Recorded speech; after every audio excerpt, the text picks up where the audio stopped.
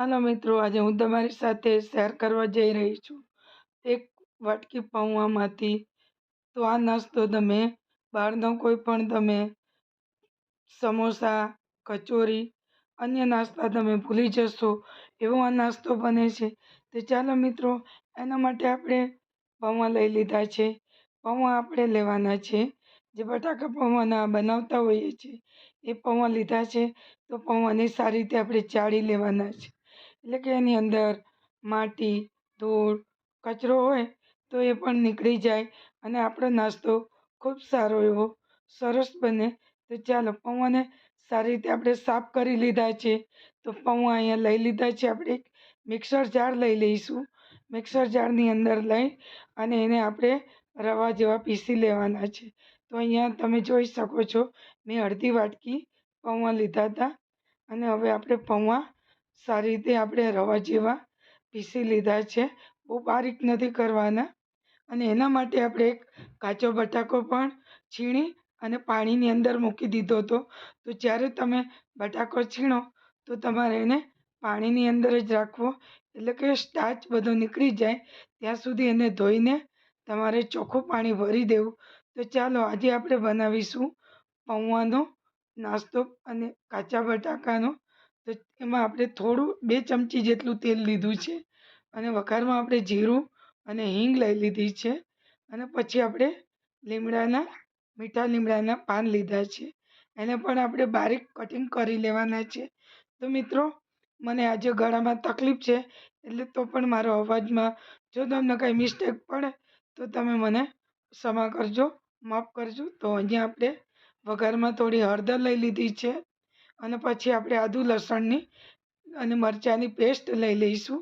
તો આ રીતે આપણે વઘાર બધો કરી દીધો છે. તો અહીંયા તમે લસણ ન ખાતા હોય તો તમે સ્કીપ કરી, પણ આને લસણ ખૂબ જ ટેસ્ટ લાગે છે. તો હવે આપણે આને થોડું હલકું એવું સાંતળી લેવાનું છે. તો આ રીતે શું છે, જ્યારે આપણે સ્નેક્સ બનાવીશું તો નાસ્તો આપણને ખૂબ જ સરસ લાગે અને એનું ક્રંચપણું બની રહે, એટલે આને કાચાપણું ના લાગે. તો હવે આપણે મસાલો સરસ બનાવી લીધો છે અને હવે આપણે છીણેલું બટાકું છે એનો અંદર એકદમ નીચવી અને પાણી કાઢીને આપણે આ રીતે એને લઈ લેવાનું છે. અને પછી કઢાઈની અંદર આપણે એની અંદર ઉમેરી દેવાનું છે અને એને હલકું આપણે સોતે કરી લેવાનું છે. બટાકું બિલકુલ આપણે થોડુંક કચ્ચાપણું બફાઈ જાય એવું આપણે શેકી લેવાનું છે. પછી બટાકા આપણે શેકાઈ જાય તે જોઈ શકો છો. પછી એની અંદર આપણે પાણી ઉમેરી દઈશું. ત્યાં સુધી ધાણા થોડા આપણે ઉમેરી દઈશું અને ચીલી ફ્લેક્સ આપણે લઈ લઈશું, એટલે કે અને મીઠું. અને હવે ચલાવી લઈશું આપણે થોડીવાર. આપણે એને ધાણા મીઠુંને મિક્સ કરી દઈશું. તો આ રીતે મસાલો બનાવવાથી નાસ્તો જે આપણે બનાવીશું એ નાસ્તો ટેસ્ટી તો બનશે જ, સાથે તમે વારંવાર બનાવશો એવો આ નાસ્તો બને છે. અને હવે આપણે એની અંદર જોઈ શકો છો, તો મેં અહીંયા મરચાંનું દરદરો પાવડર, એટલે કે ચીલી ફ્લેક્સ આપણે લઈ લેવાનું છે. તો હવે એને આપણે સારી રીતે ચલાવી દેવાનું છે, મિક્સ કરી દઈશું. તો બટાકાનો મસાલો સારી રીતે શેકાઈ ગયો છે. તો હવે આપણે આની અંદર લઈ લઈશું પાણી. તો પાણી અહીંયા તમે જોઈ શકો છો, મેં 1.5 ગ્લાસ જેટલું પાણી લીધું છે. પાણીને હવે આપણે સારી રીતે થોડું એવું હલકું ગરમ કરીશું. તો હવે એને આપણે થોડીવાર ચલાવીને પાણીને ગરમ કરવા મૂકીશું. તો હવે બટાકાનો મસાલો આપણે ચડે ત્યાં સુધી. અને હવે આપણે પૌવા પીસેલા અંદર ઉમેરી દેવાના. સાથે આપણે બાઇન્ડિંગ માટે થોડો 2 ચમચી જેટલો ચણાનો લોટ લીધો છે અને અહીંયા આપણે જોઈ શકો છો 1.5 ચમચી જેટલો આપણે ચોખાનો લોટ લીધો છે. તો હવે એને સારી રીતે આપણે મિક્સ કરી દઈશું અને ચલાવી લઈશું. એક ગાંઠો ન પડે ત્યાં સુધી એને આપણે સારી રીતે આપણે બધો મિક્સ કરી દેવાનો છે. તો આ મસાલો સારી રીતે હવે આપણે લોટ સરસ તૈયાર થઈ ગયો છે. તો ફરી પાછા આપણે ધાણા એવા ઉમેરી દઈશું. તો આ નાસ્તો તમે બાળકોને આપશો તો બાળકોને તો ખૂબ સરસ લાગે છે અને ચા સાથે કંઈ પણ આ નાસ્તો ખાવામાં ખૂબ જ મજા આવે છે. તો સરસ રીતે આપણે ડો બનાવી દીધો છે અને હવે એને થોડીવાર ઢાંકીને રાખીશું. તો હવે ઢાંકીને હવે આપણે ખોલી લઈશું. ખોલીને જોઈ શકો છો સરસ એવો આપણો હાથમાં ચોંટતો નથી. અને હવે આપણે ચોપર બોર્ડ લઈ લઈશું. ચોપર બોર્ડની ઉપર આપણે આ બધો લોટ જેવું બનાવેલું મિશ્રણ લઈ લઈશું આપણે. તો હવે હાથમાં થોડું તેલ લગાવી દઈશું અને એને બધો આ રીતે ભેગો કરી દેવાનો છે.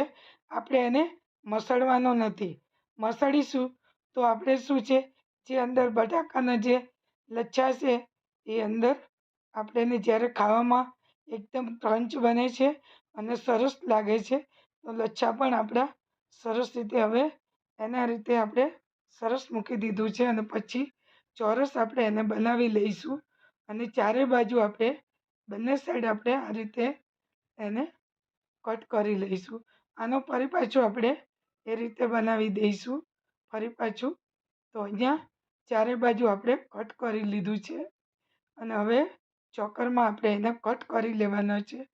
કોઈ પણ સાઈઝ તમારા નાનો મોટો જે નાસ્તો બનાવવો હોય એ નાસ્તો તમે બનાવી શકો છો. અને હવે આપણે બંને સાઈડ આ રીતે કટ કરી લીધા છે. તો હવે જે સાઈઝના આપણે જોતા હોય તો અહીંયા આપણે 2-2 ઇંચ જેટલા ચોરસ પીસ કરેલા છે ચોકરમાં. અને હવે એને આ રીતે હવે ક્રોસમાં આપણે ત્રિકોણમાં કટ કરી લેવાનું છે. જોઈ શકો છો. તો આ રીતે તમારે બધા જ કટ કરી લેવા. તો હવે આપણે આ રીતે બધા કટ કરી લઈશું. તો હવે આપણે બધા કટ કરી લીધા છે, જોઈ શકો છો. તો બધા આપણે એક થાળીની અંદર લઈ લીધા છે અને પછી આપણે આને તેલ ગરમ કરવા મૂકીને આગળ આપણે એને ફ્રાય કરી લેવાના છે. તો હવે આપણે બધા નાસ્તો આ રીતે બનાવી ગયો છે અને હવે આપણે કઢાઈ લઈને તેલ ગરમ કરવા મૂકીશું. તો તેલ અહીંયા કઢાઈની અંદર લઈ લીધું છે.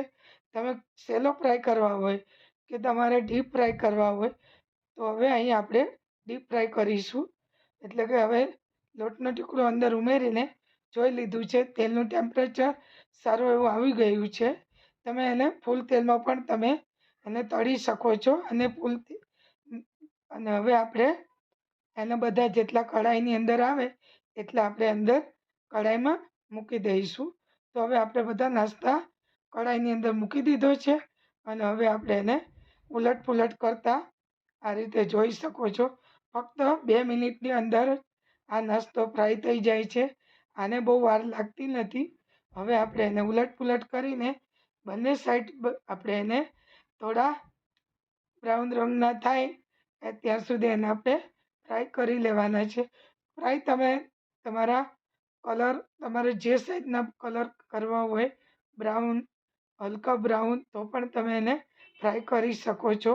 તો હવે અહીંયા આપણે ફ્રાય થઈ ગયા છે અને હવે ફરી પાછા આપણે બીજા સેમ અગાઉ જે ફ્રાય કર્યા એ રીતના આપણે એને મૂકી દઈશું. તો ફરી પાછા આપણે બધા લઈ લીધા છે અંદર અને જેટલા કઢાઈમાં આવશે એટલા આપણે આ બધા પૌવાનો નાસ્તો અંદર બધા મૂકી દેવાના છે. તો મિત્રો, તમે આ રીતે એકવાર બનાવશો તો તમને એવું થશે તો તમે વારંવાર બનાવશો. અને હવે ફરી પાછા આને આપણે 2 મિનિટ માટે આપણે એને ફ્રાય કરી લઈશું. તો મિત્રો, આટલો નાસ્તો બનાવતા તમને 20-25 મિનિટ લાગે છે. તો આ નાસ્તો તમે 20-25 મિનિટ કે અડધો કલાકની અંદર આટલો તૈયાર કરી શકો છો. પણ મેં અહીંયા તમને ફાસ્ટ ફોરવર્ડ કરી અને મેં તમને 10 મિનિટની અંદર બતાવેલો છે.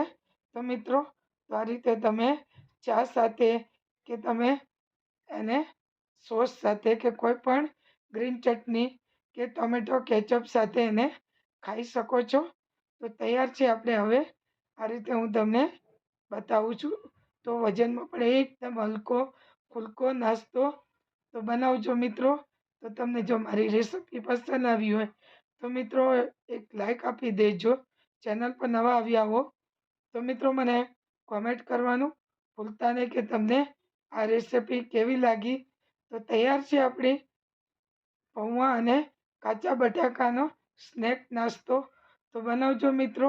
રેસિપી પસંદ આવી હોય તો ફરી મને લાઈક કરી દેજો અને શેર કરજો. તો ફરી મળીશું નવી રેસિપી સાથે.